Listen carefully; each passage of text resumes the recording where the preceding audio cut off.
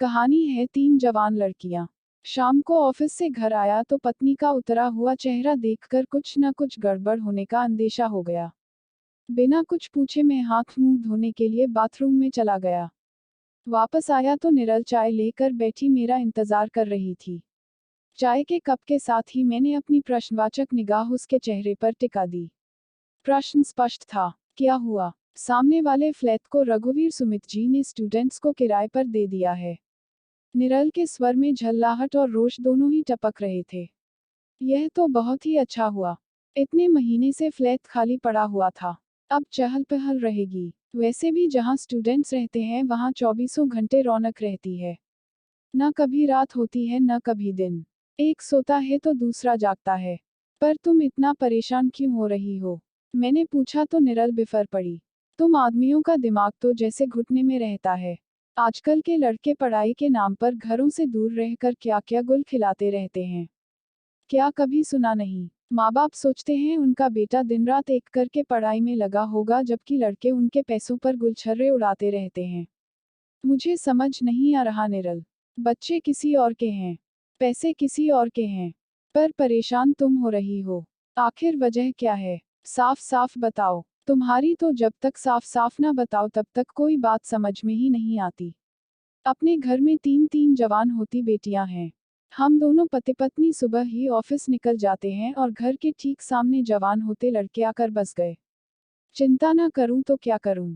देखो निरल, वे लड़के पर आए हैं पर बेटियां तो अपनी हैं। उन्हें तो हमने अच्छे संस्कार दिए हैं। फिर उन लड़कों के बारे में बिना कुछ जाने समझे गलत धारणा बनाना भी ठीक नहीं है। अब चिंता छोड़ो और जाओ, अपना काम करो, कहकर मैं पेपर पढ़ने लगा।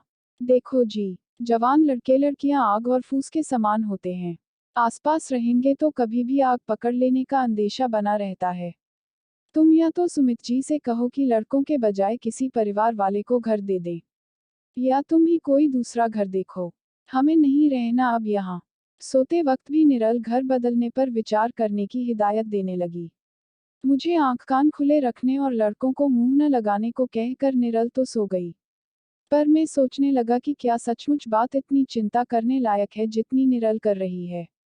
यह सच है कि आजकल अच्छे बुरे दोनों तरह के लोग होते हैं, पर बिना किसी से मिले समझे उसके बारे में यह धारणा बना लेना कि वे बुरे ही है और यहाँ पढ़ने नहीं गुलछर्रे उड़ाने आए हैं, सरासर गलत है। फिर वे भले ही पर आए हैं, पर हमें अपनी बेटियों पर तो विश्वास करना ही चाहिए।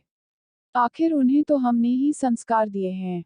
फिर भी मैं कल उन लड़कों से मिलूंगा और निर्णय पर पहुंचूंगा कि हमें आगे उनके साथ किस तरह का संबंध बनाकर रखना है। दूसरे दिन रविवार था। मैंने जानबूझकर बाहर का दरवाजा खुला छोड़ दिया और वहीं कुर्सी डालकर पेपर पढ़ने बैठ गया। उन लड़कों को अपने काम से अंदर बाहर आते जाते देखता रहा। इस दौरान उन्होंने एक बार भी अनायास घर में ताक-झांक करने की कोशिश नहीं की। जब मेरी नज़र एक लड़के से मिली तो उसने अंकल नमस्ते कहकर मेरा अभिवादन किया। तो मैंने भी मौका हाथ से जाने न दिया। अरे बच्चों आओ, हमारे साथ एक एक कप चाय पियो। इसी बहाने हम लोग एक दूसरे के बारे में भी जान समझ लें। मैंने निरल से पूछे बगैर ही उन लड़कों को चाय पीने के लिए बुला लिया। मुझे पता था निरल को यह बिल्कुल नागवार गुजरा होगा कि मैंने उन लड़कों को घर में ही बुला लिया। इसीलिए मैंने निरल को कोई औपचारिक सूचना देने के बजाय चुपचाप पेपर पढ़ते रहने में ही अपनी भलाई समझी। इस बात का विश्वास भी था कि लड़कों के आने पर चाय के साथ कुछ नाश्ता भी लेकर अपने आप ही आ जाएगी निरल। हुआ भी वही। एक एक करके पांचों लड़के अंकल नमस्ते कहते हुए आकर बैठ गए। थोड़ी ही देर में निरल भी चाय की ट्रे लेकर आ गई।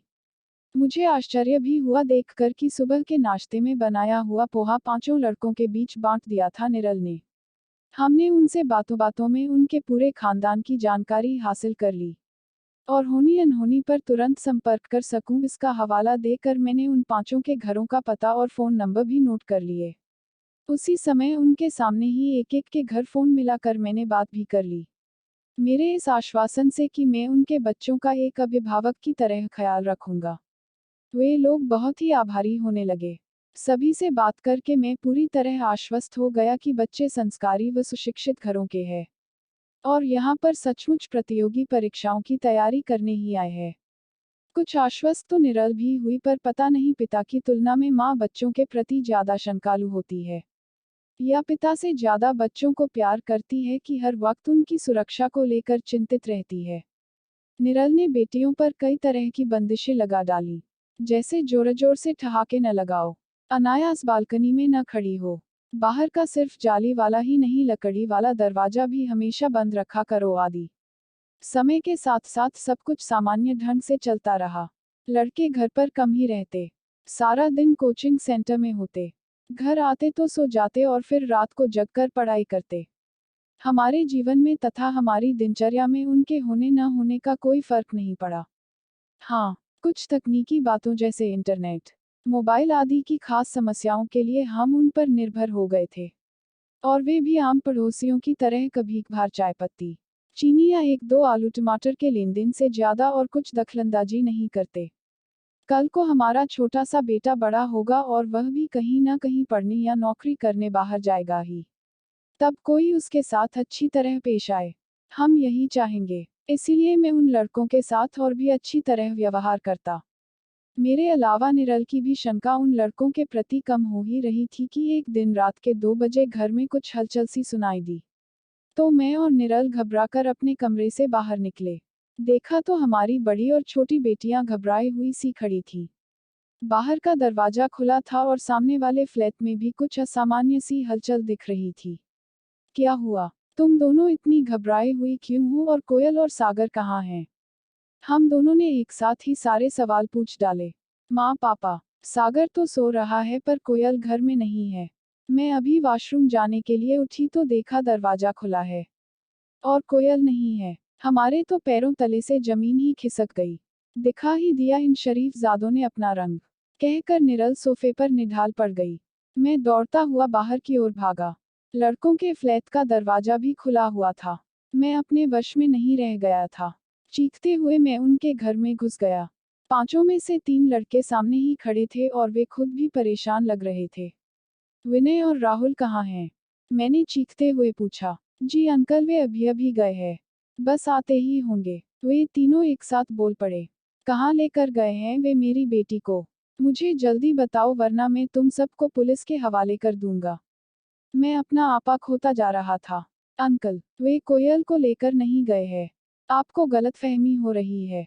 गलतफहमी हो रही है। अगर वे कोयल को लेकर नहीं गए हैं तो तुम्हें कैसे पता कि कोयल कहीं गई है?